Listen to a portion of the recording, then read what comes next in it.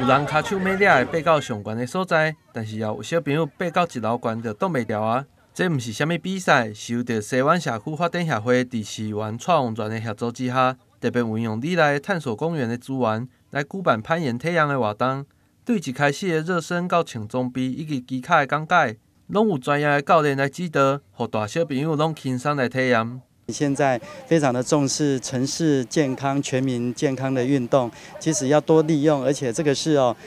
可以训练孩子们那个来锻炼你的意志力跟肌耐力那而且这个场域非常的好，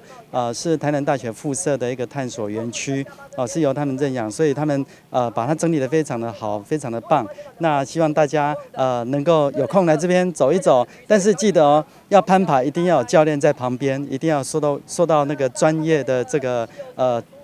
指导跟这个方法才比较安全。西湾社区发展协会永远欢迎大家来参与我们办理的各项活动，每一项活动都很创新呐。这个攀岩可能台南市只有我们在办而已啊，因为这个场地太棒，而且又在我们的旁边而已。大家平时要进来没有那么简单了，今天难得一眼都来让他体验一下什么叫做连身还有我们所办的各类活动都是很深入的很有感性的很有理性的，而且会有一种守法的教育性质这个才是最重要的欢迎各位来，好棒来！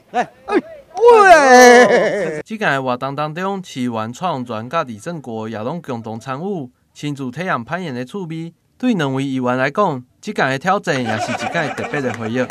其实爬到一半的时候，要突破一个心理障碍，就觉得说，那个人家办得到，我为什么办不到？就豁出去再继续往前，然后不可以往下看，然后就是不断的往上，好像把上面当作是玉山的最高峰，一直往上攀。那攀到顶点那个一刹那，全部都在鸟瞰下面，全部都在脚下，很舒服。然后下来的时候，真的落地的那一刻，才感觉到手真的会酸，而且是觉得肌肉已经膨胀了2倍，真的是很好的一个体验，而且非常安全。请大家多多来体验一下那个攀岩，真的很棒。我第一次进到我们这个探索公园旁边这个什么障碍的领域我觉得这个地方第一个我们可能是顾及很多安全，其实我蛮希望这个地方能够更亲和力，能够让永康的市民能够在这边接触。今天来到这边我才知道什么叫做挑战。这个攀岩其实包括手包括脚，平时要是没有运动的话可能也是稍微会吃力一点，但是能够这种体验其实我也非常的高兴有这个机会，然后跟那个补助我们的整个西湾社区一起来参与这项活动。以后将来类似这种能够让民众能够运动、能够享受、能够好玩的东西我们都希望我们市政府尽量来支持我们在这方面这一块的努力。理事长强调，接下来社区发展协会也会积极举办各种的活动，同时也配合政府的政策，开设长照据点，要让西湾社区的民众会使有更较优质的生活品质。